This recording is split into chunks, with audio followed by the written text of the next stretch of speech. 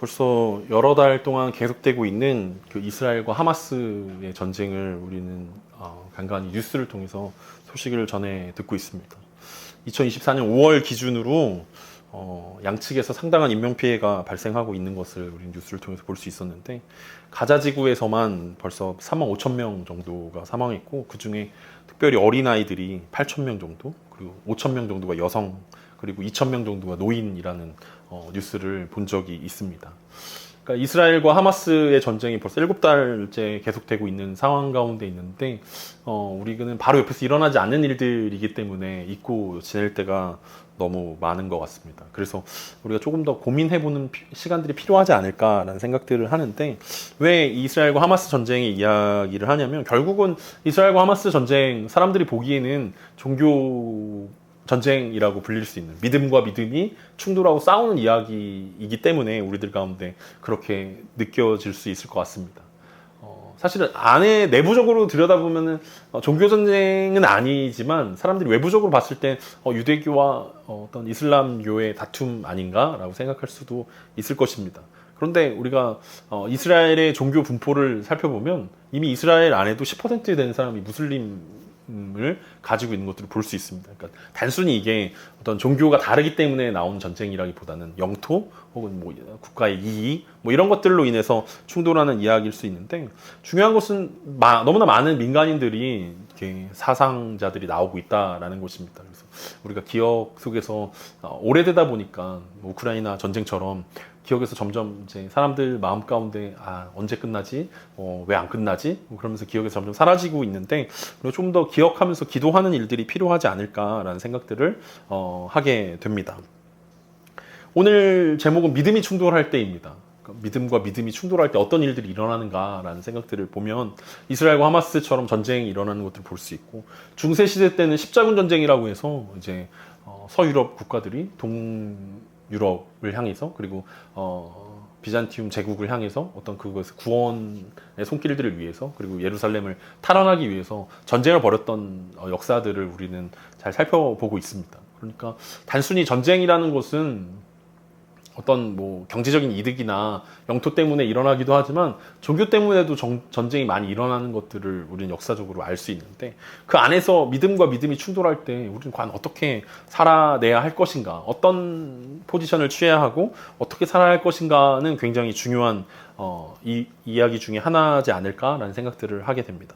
지난주 설교를 시작하면서 그런 이야기 하지 않았습니까? 신 또는 초월적인 존재가 있다라고 믿는 사람들이 우리나라의 38%에 해당한다라는 이야기들을 했었는데, 그 중에서 이제 사주나 토정비결이나 뭐 무당을 찾아간다거나 1년 안에 그런 일을 했던 사람들이 40% 되는 사람들이 있었다라고 것들을 보면서, 그러면은 교회 다니는 사람들 중에도 많은 사람들이 점을 보거나 어떤 토정 비결을 보거나 무당을 찾아가거나 뭐 이런 일들을 많이 했겠다라는 생각들을 갖게 되었습니다.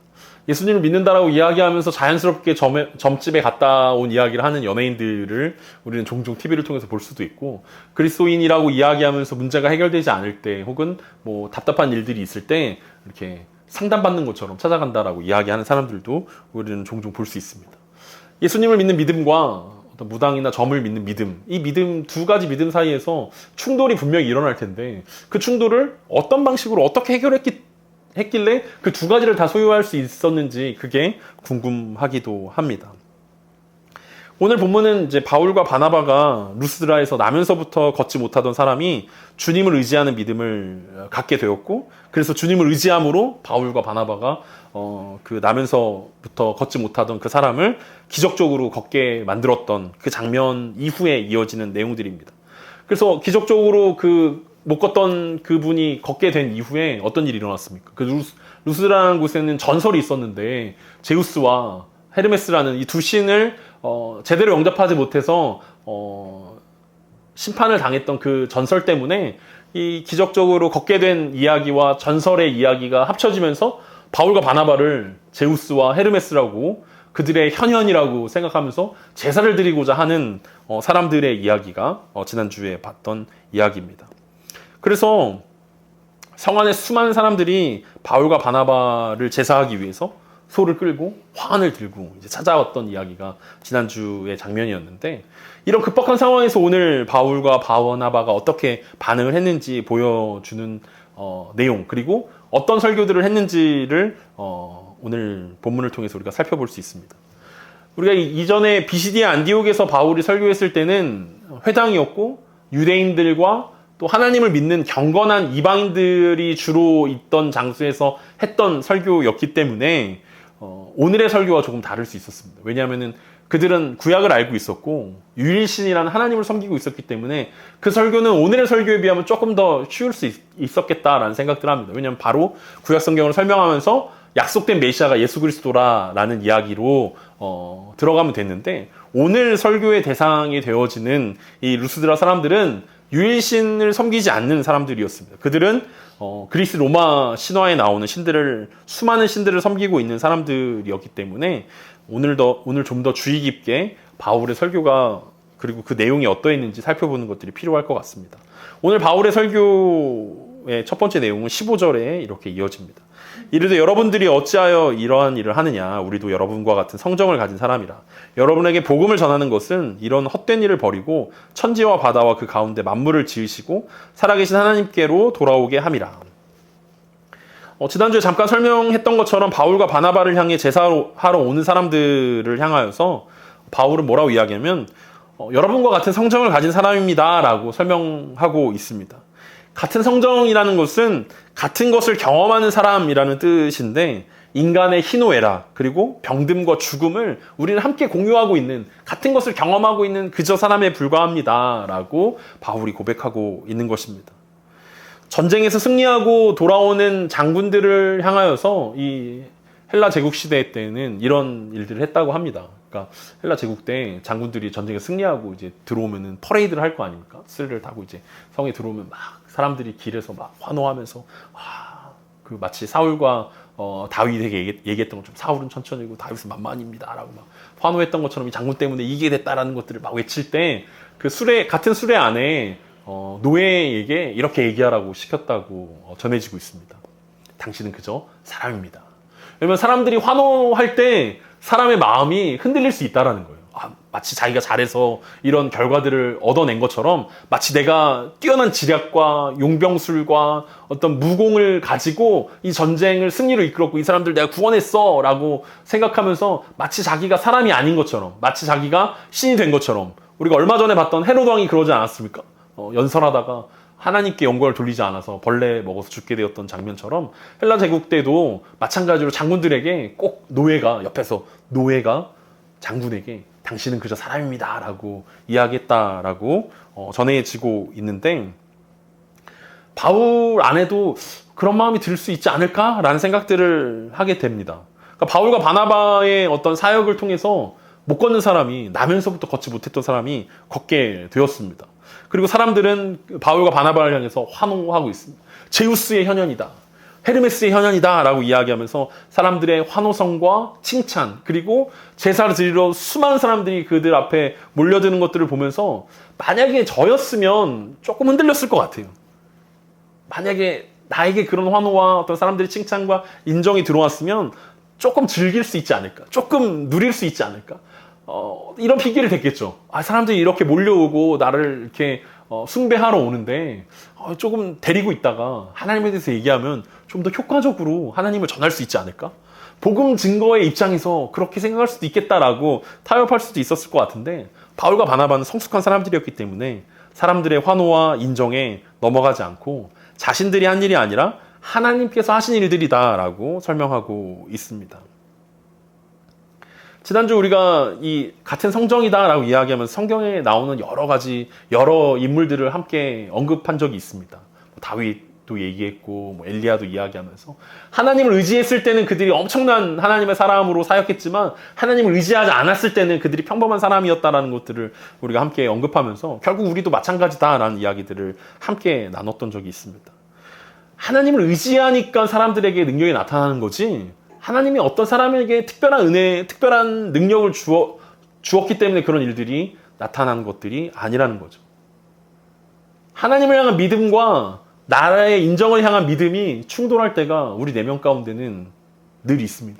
바울과 바나바는 성숙한 사람이기 때문에 그 전쟁을 뛰어넘었고 그 싸움을 뛰어넘은 사람이었기 때문에 바로 보자마자 하나님께 영광을 돌리고 하나님이 하시는 일들입니다 라고 이야기할 수 있었지만, 대부분의 성숙하지 못한 사람들은 사람들의 환호와 사람들의 인정에 흔들릴 때가 많이 있다라는 거예요.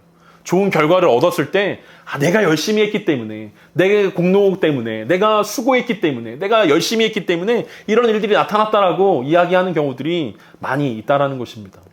그래서 우리는 내면 안에서 믿음이 충돌할 때가 분명하게 있음을 우리는 생각해 봐야 할 것입니다.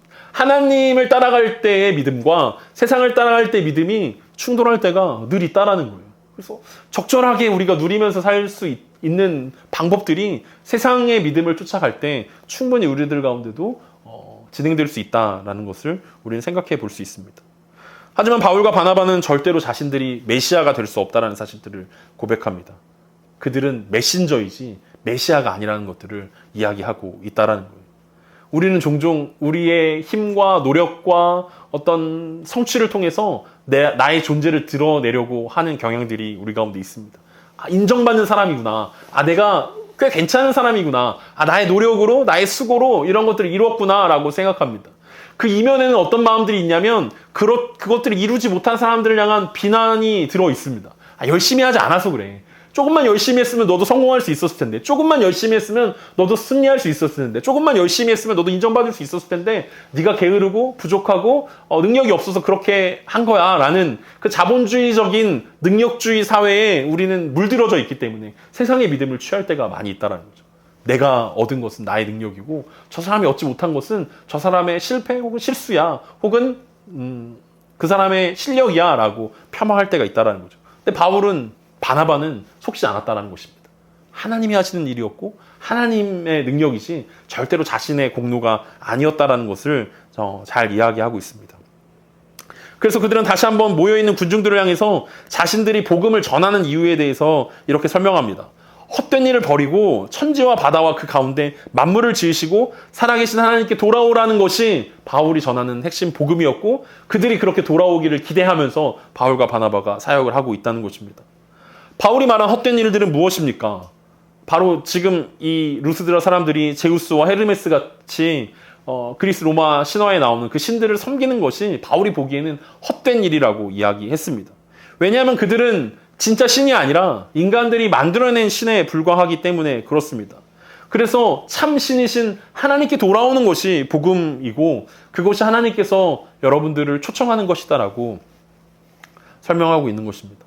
참 하나님께 돌아오는 것이 바울 설교의 핵심 내용이었다면 이어지는 16절부터 18절까지는 그 살아계신 하나님이 어떤 분인지에 대해서 중요한 두 가지를 그들에게 제시하고 있습니다. 16절부터 18절입니다. 하나님이 지나간 세대에는 모든 민족으로 자기들의 길들을 가게 방임하셨으나 그러나 자기를 증언하지 아니한 것이 아니니 곧 여러분에게 하늘로부터 비를 내리시며 결실기를 주시는 선한 일을 하사 음식과 기쁨으로 여러분의 마음에 만족하게 하셨느니라 하고 이렇게 말하여 겨우 무리를 말려 자기들에게 제사를 못하게 하니라. 바울은 하나님이 지나간 세대에는 모든 민족들로 하여금 각각 자기 길로 가도록 방임하셨다라고 말하고 있습니다. 지나간 세대는, 바울이 이야기한 지나간 세대는 언제를 이야기하겠습니까? 바로 예수 그리스도의 십자가와 부활 사건 이전을 말하고 있습니다. 우리가 흔히 역사를 이야기할 때 우리는 BC와 AD로 기준을 삼습니다. Before Christ, 예수 그리스도 전과 아노 도미니라는 주후라는, 우리는 그 개념을 가지고 역사를 나누는데, 바울이 봤을 때 역사를 나눌 수 있는 기준은 예수님의 오심도 물론 되게 중요하지만 예수 그리스도의 십자가와 부활이 이전 세대와 이후 세대를 나누는 가장 결정적인 사건이다라고 우리들 가운데 이야기하고 있습니다. 그래서 예수님의 십자가와 부활 사건 이전에는 하나님께서 구약 성경의 선지자들을 통해서 지속적으로 이스라엘 백성들 가운데 돌아오라고 외치셨습니다. 하나님께서 이스라엘 백성들 가운데 한결같이 외치신 것은 돌아와라. 참 신이고 참 하나님이 나에게 돌아오라라고 구약의 선지자를 통해서 이스라엘 백성들에게만 전달했는데, 이제 예수 그리스도의 부활과 그리고 예수님의 승천 이후에 제자들에게 예수께서 맡기신 사명은 무엇입니까? 이제 열방을 향해 나아가라. 이제 모든 민족을 향해 나아가라. 이제 예루살렘과 온 유대와 사마리아와 땅끝까지 이르러서 복음을 전해라. 그 복음이 무엇이냐면 참 하나님께 돌아오라는 그 복음을 전해야 하는 사명이 제자들에게, 그리고 오늘 바울에게 전달되었다는 것입니다. 그래서 바울이 이야기하는 것이 바로 그것입니다. 예수 그리스도의 십자가와 죽음 그리고 부활 이후에 이방인들에게 모든 민족과 열방을 향해 하나님의 메시지가 선포되고 있다라고 설명하고 있습니다. 그 전까지 하나님께서는 이방 나라들이 자신들이 생각하고 상상해냈던 종교성대로 우상을 섬기게 하셨습니다. 자신들이 만들어낸 신을 섬기도록 내버려 두신 것입니다. 하나님이 내버려 두었다, 방임했다라는 것은 하나님이 관심이 없었다라는 것이 아니라 하나님이 오래 참음으로 하나님의 긍휼과 자비하심으로 그들을 적극적으로 참아주고 계셨다라는 것으로 우리는 이해할 수 있습니다. 내버려 두신 것이 아니라 하나님의 구원이 예수 그리스도의 십자가를 통해서 이 땅 가운데 온 열방 가운데 이어지기 때문에 그때 동안만 참아 주셨다라는 거죠. 그리고 이제는 그 하나님의 참음이 열방을 향한 복음의 선포로 바뀌었다라는 것을 바울이 설명하고 있습니다. 그래서 바울은 하나님의 오래 참음을 방임으로 표현하지 않고 자기를 증언하지 않는 것이다라고 설교하고 있습니다. 하나님은 지나간 세대에도 자비와 공평으로 열방을 통치하셨습니다. 오래 참으심 아니겠습니까? 그러면서 바울이 언급한 하나님은 어떤 분이십니까? 하늘로부터 비를 내리고 결실기를 주시는 선한 하나님이다라는 것을 바울이 설명하고 있습니다. 이방 신들을 섬기고 있는 여러 신들을 섬기고 있는 사람들 가운데 결실을 주는 신은 다른 신입니다. 풍요를 주는 신은 다른 신입니다. 그래서 부자가 되려면 풍요로운 삶들을 살려면 그 신을 숭배해야 되고 그 신에게 절을 해야 되고 제사를 지내야 되는데 바울은 하나님만이 참신이고 나머지 다른 신들은 가짜다라고 오늘 이야기합니다. 왜냐하면 하나님이 하시는 선한 일들이 비를 내리시고 결실기를 주시고 그리고 그것을 통해서 모든 사람들에게 만족감을 주시는 일이 하나님이 하시는 일들이라는 거죠. 그래서 우리는 이 말을 어려운 말로 신학적인 용어로 일반 계시라고 이야기합니다. 언젠가 들어본 적이 있을 것입니다. 일반 계시. 근데 일반 계시로는 하나님을 아는 것에 대한 제한이 있다라고 성경은 우리 가운데 이야기하고 있죠. 바울이 이런 그 이방인들을 향한 그 하나님의 설교를 로마서에서 이렇게 적극적으로 언급하고 있습니다. 1장 18절에서 20절에 더 자세하게 일반 계시에 대해서 이렇게 이야기합니다. 하나님의 진노가 불의로 진리를 막는 사람들의 모든 경건하지 않음과 불의에 대하여 하늘로부터 나타나나니 이는 하나님을 알만한 것이 그들 속에 보임이라. 하나님께서 이를 그들에게 보이셨느니라. 창세로부터 그의 보이지 아니하는 것들 곧 그의 영원하신 능력과 신성이 그가 만드신 만물에 분명히 보여 알려졌나니 그러므로 그들이 핑계하지 못할지니라. 그러니까 하나님이 살아계신가 하나님이 진짜인가를 고민하고 있는 사람들을 향하여서 하나님은 만물 속에 그것들을 숨겨 놓으셨다라고 이야기합니다. 그래서 만물 안에 보이는 하나님의 신성을 통해서 하나님이 숨겨놓은 그 종교의 씨앗들을 통해서 사람들은 하나님이 계시는구나를 그리고 하나님을 섬겨야 된다라는 그것들을 핑계하지 못한다라고 바울은 로마서에서 언급하고 있습니다. 아무도 얘기해 주는 사람이 없는데 아무도 구원에 대해서 아무도 하나님에 대해서 언급하지 않는데 내가 어떻게 하나님을 알 수 있습니까? 라고 이야기할 때 하나님은 분명하게 만물 속에 숨겨두신 하나님의 형상과 하나님의 씨앗들이 있다라고 이야기하고 있습니다. 하나님은 모든 사람들이 핑계치 못하도록 하나님에 대한 자신의 증거를 열방에 남겨두셨습니다. 그 뜻은 뭐냐면 하나님이 창조하고 그냥 이 창조된 하늘과 땅과 이 피조된 모든 물건들을 그냥 내버려 둔 게 아니라 하나님이 적극적으로 개입하셔서 이 땅에 비를 내리시고 결실기를 주시고 푸성한 곡식을 주시고 하나님이 은혜로 이른 비와 늦은 비를 주시고 하나님이 은혜로 햇빛을 비춰주시는데 믿는 자와 믿지 않는 자 공평하게 하나님께서 주셨다라는 거죠. 믿는 사람들에게만 비가 내린다면 모든 사람들이 하나님 믿을 것처럼 생각할 수 있지 않습니까? 안 믿으면 비가 안 와. 그 땅은 야 네가 안 되는 이유는 하나님이 비를 안 주셨기 때문이야. 이렇게 얘기하면 모든 사람들이 하나님 믿을 것처럼 생각하는데 하나님의 선함은 모든 사람들에게 공평함으로 나타났다라는 거죠. 악인이든 선인이든 다 햇빛을 비춰주셨고 악인이든 선인이든 모두에게 비를 내려주셨고 악인이든 선인이든 모든 사람들이 심으면 거두는 그 일들이 일어나도록 나타나셨다는 것입니다. 그래서 사람들이 풍부한 수확을 거두어서 기쁨으로 음식을 먹게 하신 것이 하나님의 일반 은총, 일반 계시라고 이야기할 수 있습니다. 하나님을 알 수 있는 힌트들이 이방 사람들에게는 오히려 그들의 욕망을 채우고 누리는데 사용되게 되었습니다. 신을 향한 어렴풋한, 하나님을 향한 어렴풋한 씨앗들이 이 사람들의 마음 가운데는 그러면 제우스가 진짜 신인가? 그럼 헤르메스가 진짜 신인가? 그러면은 어떤 다른 12신들이 더 진짜 강한 신인가? 이것들을 생각하는 그것으로 옮겨가게 되었다는 것입니다. 그리고 바울이 여기까지 설교했을 때 겨우 무리들을 말릴 수 있었습니다. 제사를 멈출 수 있었다라는 거죠. 문제는 무엇입니까? 이 제사를 멈췄던 것이 화근이 되었다는 것입니다. 바울은 온 마음을 다해서 이 사람들이 우상 숭배하는 것들을 멈췄습니다. 자신이 우상이 되어서 바나바와 바울이 우상이 되어서 사람들이 섬기는 것들에 대해서 브레이크를 걸었다라는 거죠. 그런데 그것이 이 루스드라 사람들에게 악한 마음들을 품게 하였습니다. 그 이야기가 19절에서 20절입니다. 유대인들이 안디옥과 이고니온에 와서 무리를 충동하니 그들이 돌로 바울을 쳐서 죽은 줄로 알고 시외로 끌어내치니라. 제자들이 둘러섰을 때 바울이 일어나 그 성에 들어갔다가 이튿날 바나바와 함께 더베로 가서, 오늘 19절에 보면 바울만큼이나 열심인 사람들이 있었습니다.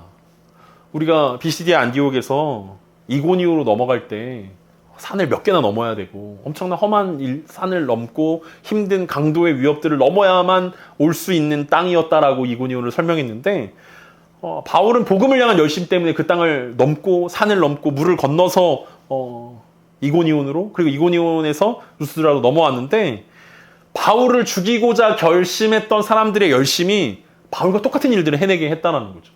바울은 주님을 위해서 했는데 이 사람들은 안디옥과 이고니온에서 바울을 돌로 쳐 죽이고자 작정했던 사람들이 한 마음으로 모여서 그들이 산을 넘고 물을 건너서 바울을 죽이고자 이곳 가운데 찾아왔다는 것입니다.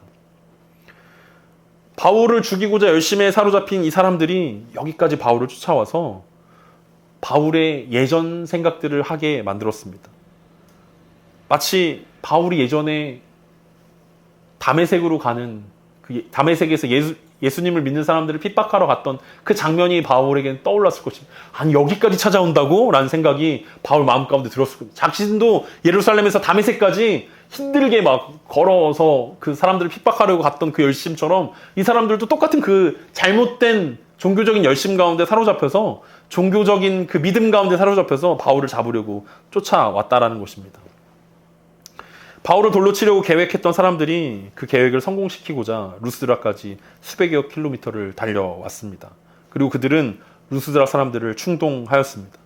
충동하다라는 말은 권면하다, 설득하다, 확신하다라는 뜻을 가지고 있었는데, 바울을 향한 열심이 이 루스드라 사람들에게 전달되었다라는 거죠. 뭐라고 이야기했겠습니까? 야, 바울은 가짜야.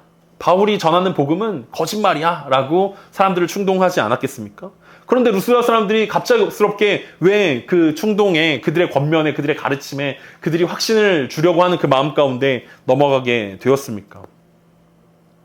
방금 전까지만 해도 바울과 바나바를 신이라고 불렀던 사람들인데 그들을 설득하는 데 성공했던 이유는 바로 앞에서 바울과 바나바가 제사를 멈추게 했기 때문에 그렇습니다.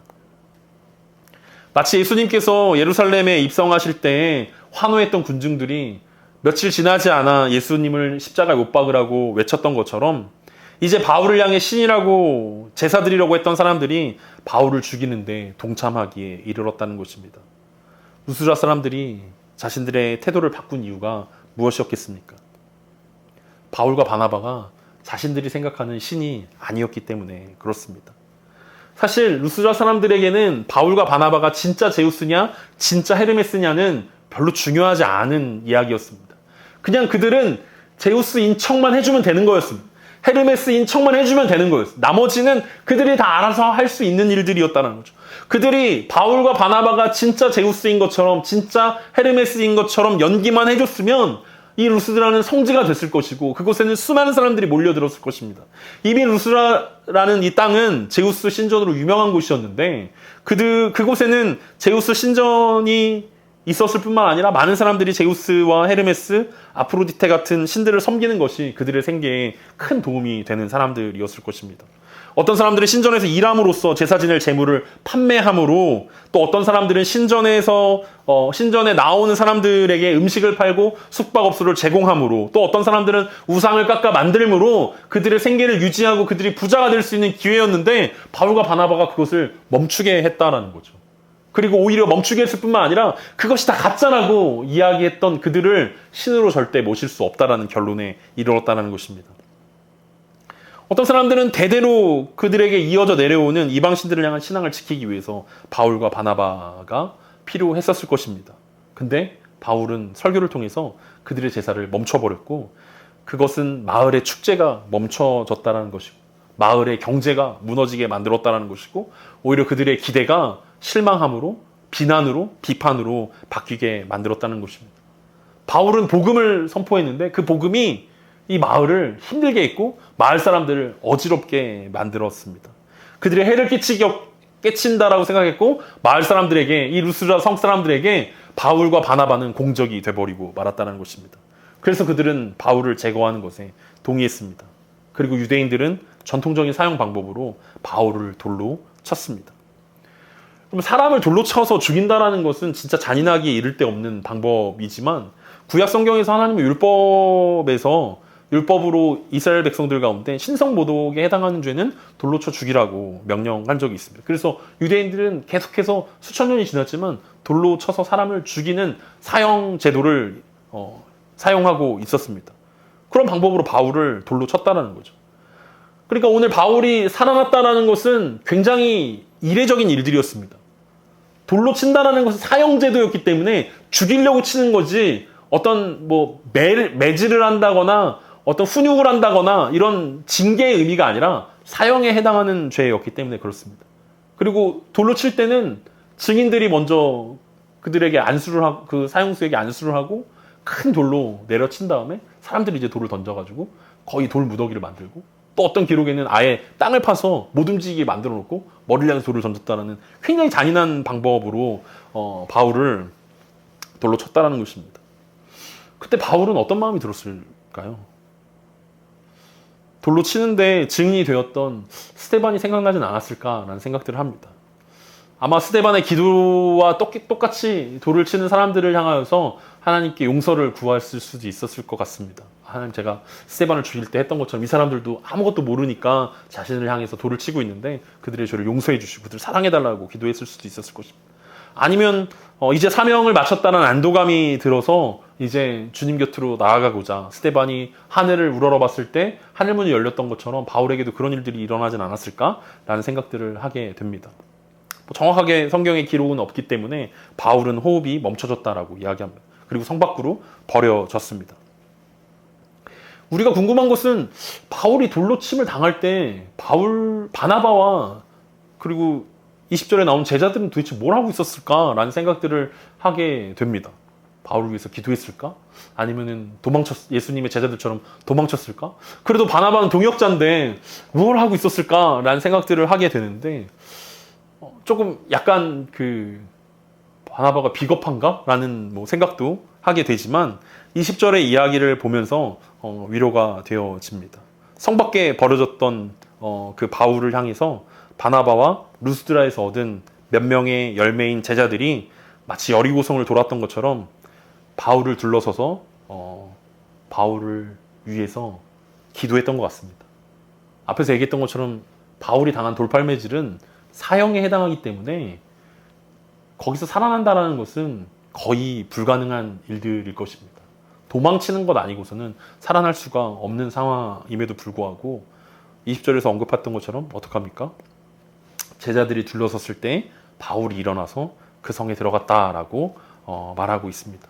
아마 바나바와 또 바울과 함께 했던 제자들이 바울을 둘러서서 함께 기도했을 때 마치 루스드라에서 한 번도 걷지 못했던 안진뱅이가 일어났던 것처럼 절대로 일어날 수 없을 거라고 생각했던 바울이 그곳에서 다시 일어나게 되었습니다. 왜냐하면 아직 바울의 사명이 끝나지 않았기 때문에 그렇습니다.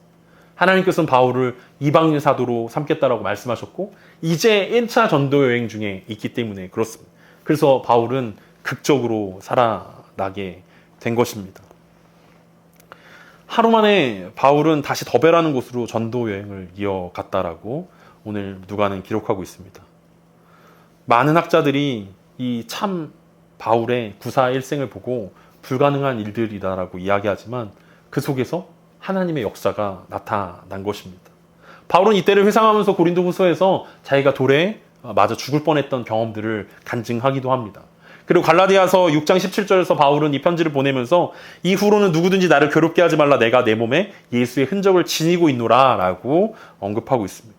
그러니까 바울이 이 루스라에서 돌에 맞았고 죽을 뻔했고 다시 일어났지만 터덜터덜 병든 그 몸을 가지고 다시 더베라는 곳으로 전도여행을 하루 만에 떠나는 모습을 보면서 우리는 그 일들이 이게 정말 사람으로서 가능한 일들인가, 이게 정말 하나님의 뜻이고 하나님의 계획인가 라고 생각할 정도로 너무 잔인하고 너무 가혹하다라고 생각할 수 있는데, 바울은 뭐라고 이야기하냐면 이것이 예수 그리스도의 흔적이다 라고 고백하고 있습니다.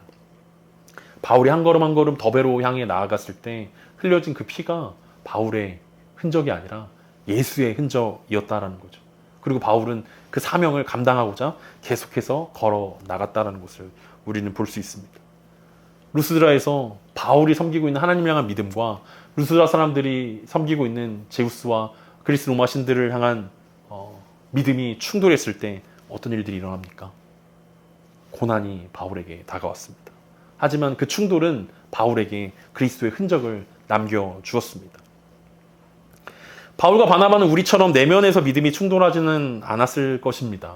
그런데 우리는 세상을 살아가면서 믿음이 충돌할 때가 너무나 많이 있습니다. 근데 그때 우리가 하나님을 선택할 때 우리 가운데 어떤 일이 일어나냐면 예수 그리스도의 흔적이 하나 새겨지게 되는 것입니다. 우리 내면의 믿음과 믿음의 충돌이 일어날 때 그리스도 흔적이 새겨질 뿐만 아니라 우리 외부적으로 믿음과 믿음이 충돌하는 상황 가운데서 하나님의 향한 믿음과 세상을 향한 믿음이 충돌할 때 우리가 선택할 수 있는 것은 하나님을 향한 믿음일 것이고, 그렇게 믿어갈 때 우리 가운데는 또 하나의 고난이 다가오고 또 하나의 예수 그리스도의 흔적이 우리 가운데 새겨지게 될 것입니다. 우리 외부적으로 믿음이 충돌할 때 우리는 피하고 싶습니다. 논쟁이 될까 봐 두렵습니다. 정치와 종교 이야기는 늘 피하는 것이다라고 사람들은 이야기합니다. 하지만 충돌할 때 우리가 기억해야 하는 것이 있습니다. 우리가 고난의 자리 가운데 나가야 된다는 것입니다. 그리고 그 우리 안에 상처가 아니라 우리 안에 그리스도의 흔적이 남는 것이 믿음과 믿음이 충돌할 때 일어나는 일들이라는 것을 생각하게 됩니다. 하나님 우리에게 얼마나 많은 열매를 맺었는가를 묻지 않으실 것입니다. 너 얼마나 열매를 많이 맺었어? 얼마나 많은 사람들을 전도했어? 얼마나 많은 성과를 얻었어? 라고 그 기대값을 우리 가운데 이야기하지 않을 것입니다. 왜냐하면 열매는 주님께 속한 것이기 때문에 그렇습니다.